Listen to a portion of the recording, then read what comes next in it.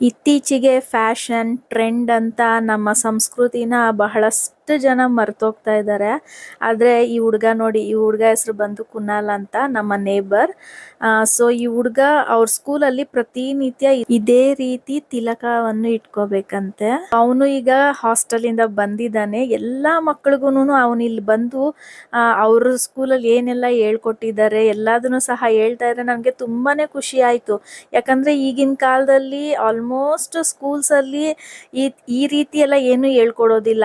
ಆದ್ರೆ at least parents, ನೀವು ನಿಮ್ಮ ಮಕ್ಕಳಿಗೆ ಚಿಕ್ಕ ವಯಸ್ಸಿನಿಂದಾನೇ ನಮ್ಮ ಸಂಸ್ಕೃತಿ ಏನು ಮತ್ತೆ ಹಬ್ಬಗಳು, ಅದ್ರ ವಿಶೇಷತೆ, ಆಚರಣೆ ಎಲ್ಲಾನು ಸಹ ಮಕ್ಕಳಿಗೆ ಹೇಳ್ಬೇಕು. ಪ್ರತಿಯೊಂದು ಆಚರಣೆಯಲ್ಲೂ ಸೈಂಟಿಫಿಕ್ ರೀಸನ್ಸ್ ಇರುತ್ತೆ ಮತ್ತೆ ಭಕ್ತಿ ಮಾರ್ಗನೂ ಇರುತ್ತಲ್ವ, ಎಲ್ಲಾನು ಸಹ ಮಕ್ಕಳಿಗೆ ತಿಳಿಸ್ಬೇಕು.